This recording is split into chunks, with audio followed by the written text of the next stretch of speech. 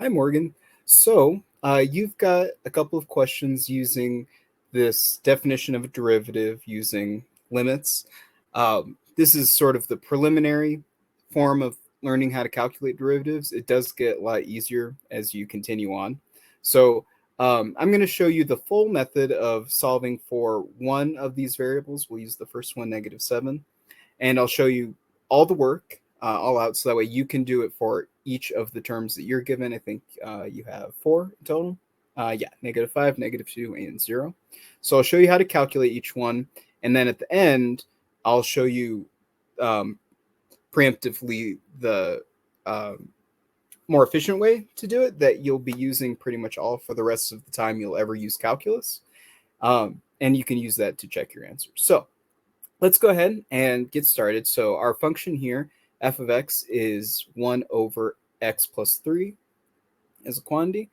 And we're going to use this first method of the definition of a derivative. Either one works. So this is just the one that I see most often with students. So we'll start with the first one with h. So limit as h goes to 0 of the function where we plug in h plus a, or a plus h. Here, a is going to be -7, and so that can be written as h minus 7. -7 plus h minus 7. Minus f of a, again, a is -7, all of that over h.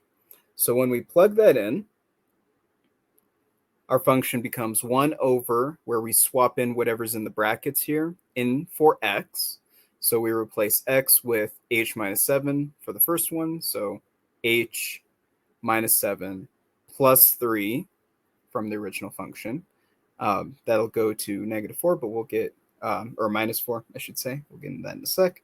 Minus f of a, which for us would be 1 over -4. Again, -7 plus 3, -4, all over h. Simplified, that gives us 1 over h minus 4 plus, I know it's a little bit blurred out, plus 1/4. Why plus? Because these two negative signs will cancel each other out. Subtracting a negative is the same as adding. So that all over h. And what the scribble that you saw there is cross multiplication. So we're going to do that in order for us to add these fractions properly. And when we do that, that gives us 4 times 1, all over 4 times h minus 4. So we're multiplying the denominators together to get a common one, and then multiplying the denominators by the numerators. So the other one would be h minus 4. And when you get that, 4 plus h minus 4, the 4s will cancel out. And so we're left with h over 4 times h minus 4. And we'll just leave it like that because don't forget we have this other h from the original definition equation, and that's going to go here because if we're dividing fractions like this, dividing by h is the same as multiplying by 1 divided by h.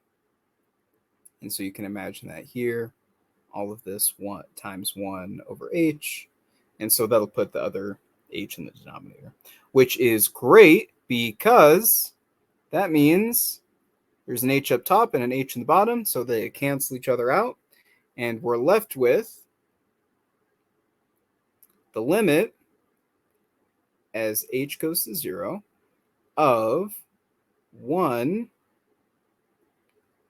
over 4 times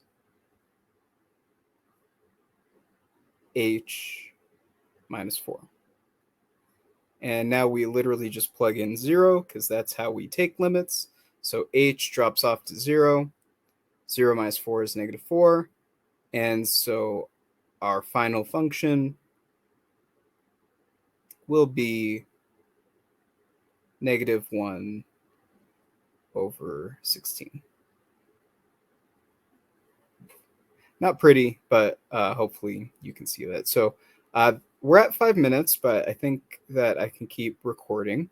So that's your first answer for when x equals negative 7. What is the first derivative of this radical function here? Negative 1/16. Okay, so now just for fun and for your own edification, because you'll see this eventually anyway, let's take the derivative the practical way. I want to say traditional because that's pretty much just what everyone does. So the first derivative, f of x, I'm going to write it this way, is x plus 3 to the power of negative 1 because it's a radical. So if it's 1 over something, we can write that as that thing to the power of negative 1. That's the same thing as 1 over whatever. So this is called the power rule, which you might have heard of in class. We're going to bring the exponent down up front and then subtract 1 from it to get the derivatives. So f prime is going to be negative 1 times x plus 3, the same thing that was there before, now raised to the negative 2 power. And when you write that the standard way, that gives you negative 1 over x plus 3, but now it's to the power of negative 2, and so it would be squared in the denominator. Negative 1 over x plus 3 quantity squared. And that would be the derivative. That's always going to be the derivative, so you can check your answers by just plugging in whatever x value they give you in here. So for us, it would be negative 7, 1 over negative 7 plus 3 is negative 4, squared would be 16, so that would be negative 1 over 16, which is the same that we got using the long way. So hope that helps. If you have any other questions, leave a comment below and have a great rest of your day.